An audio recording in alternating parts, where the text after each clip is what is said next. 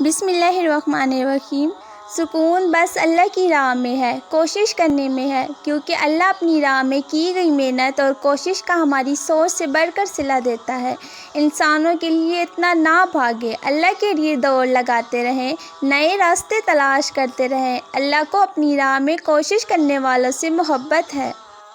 محبت کا ایک رنگ ہوتا ہے جو آہستہ آہستہ چڑھتا ہے، پختہ ہوتا ہے، نکھرتا ہے، پرانے رنگوں کو یکسر بدلتا ہے اور پھر انسان اسی رنگ میں ڈھل جاتا ہے، پھر وہی رنگ اس کی پہچان بن جاتا ہے۔ صبغت اللہ، اللہ کا رنگ، اللہ کی محبت کا رنگ، جو ایک بار پکا چڑھ جائے تو قبر تک نہیں اترتا۔ وہ رسوا نہیں کرتا زمانے کی طرح، وہ اپنے در پر آنے والوں کو تھام لیتا ہے۔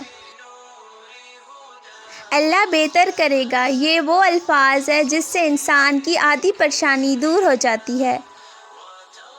محبت تو دراصل وہ ہے جو میرے نبی نے کی ہے امت سے اپنی۔ کون اچھا ہے اور کون برا، اس کے لیے اللہ نے آپ کی رائے نہیں مانگی۔ کچھ نیکیاں ایسی ہونی چاہیے جن کا اللہ کے سوا کوئی گواہ نہ ہو۔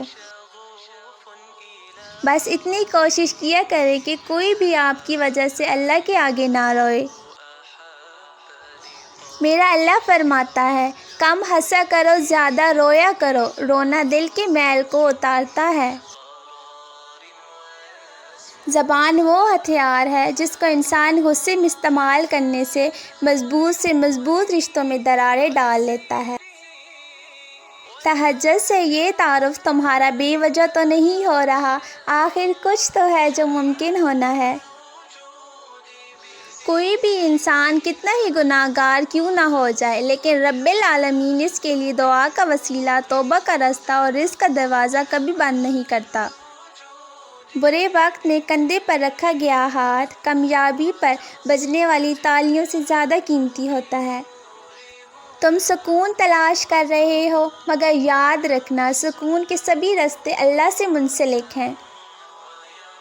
ہاں ایسا ہی ہے گناہ تنہائی مانگتے ہیں، گناہ خاموشی مانگتے ہیں۔ اگر انسان گناہ کے وار سے زخمی ہوتی اپنی روح کی چیخ و پکار سن لے تو تڑپ اٹھے، اگر وہ گناہوں کے رجسٹر پر کاتبین کے تیزی سے چلتے قلم کی آواز سن لے تو اس پر دہشت طاری ہو جائے، اگر وہ بروقت گناہ شیطان کو اپنے اتنا قریب دیکھ لے تو ہوش کھو بیٹھے، لیکن افسوس وہ ان سب سے بے خبر اپنا کام کرتا چلا جاتا ہے۔